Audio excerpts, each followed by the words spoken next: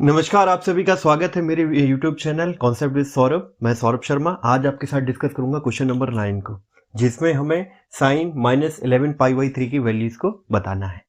मैंने आपको पहले भी बताया है, इस तरीके के क्वेश्चन को सॉल्व करने के लिए हमें ये पता होना चाहिए जो फंक्शन जिसकी वैल्यूज को दे रखा है यहाँ और जिसकी वैल्यू हमें निकालनी है, उसमें वो फंक्शन कितने टाइम इंटरवल अपने आप को रिपीट करता है, वैल्यूज को रिपीट करता है। साइन के केस में ये वैल्यूज होती है 0 से 2π, या फिर मैं ये कह सकता हूं ये वैल्यू 0 से 360 के बीच होती है।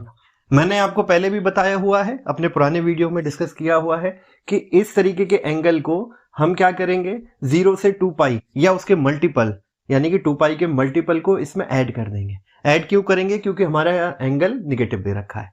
अच्छा, अगर एंगल पॉजिटिव होता तो क्या करते? तो हम इसमें माइनस कर देते।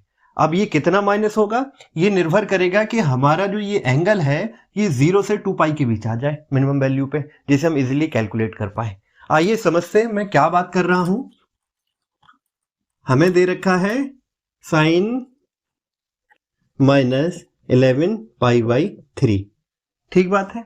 हमसे कहा गया है कि जो साइन है वो 2π इंटरवल में रिपीट करता है। We know that sine will repeat its value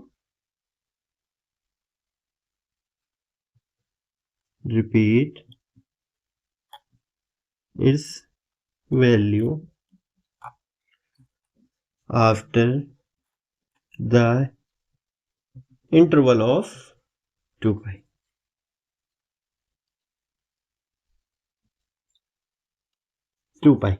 ठीक है, ये मैंने आपको यहां अभी थोड़ी देर पहले लिख के बताया। ठीक है, आगे की बात समझते हैं। क्या करेंगे ऐसे क्वेश्चनों में?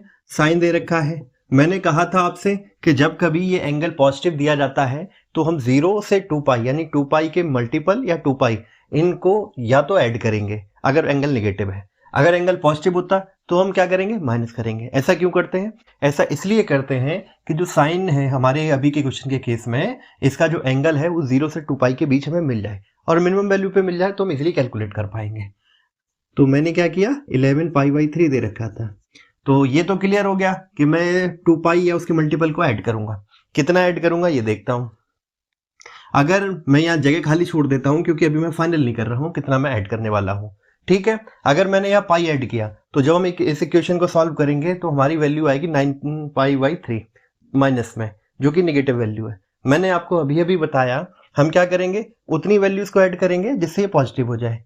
अगर मैं 2 करूंगा तो ये 5π/3 आएगा। अगर मैं यहाँ 3 कर दूंगा तो ये माइनस जो सॉल्व करने के बाद वैल्यू आएगी वो -2π/3 आएगी। ठीक है, अगर मैं यहाँ 4 करता हूं, ठीक है, तो ये वैल्यू कितनी हो जाएगी? 3 × 4 12π, 12π -11π, ये अभी पॉजिटिव हो गया पाई। ठीक है, तो जब हम इसे आगे सॉल्व करेंगे और लिखेंगे तो ये वैल्यू कुछ हमारी आ जाएगी π/3। ठीक है, अच्छा, ये हम सभी जानते हैं साइन π/3 कितना होता है? √3/2।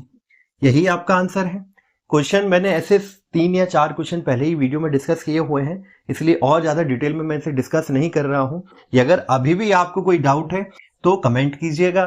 चैनल अच्छा लगता है सब्सक्राइब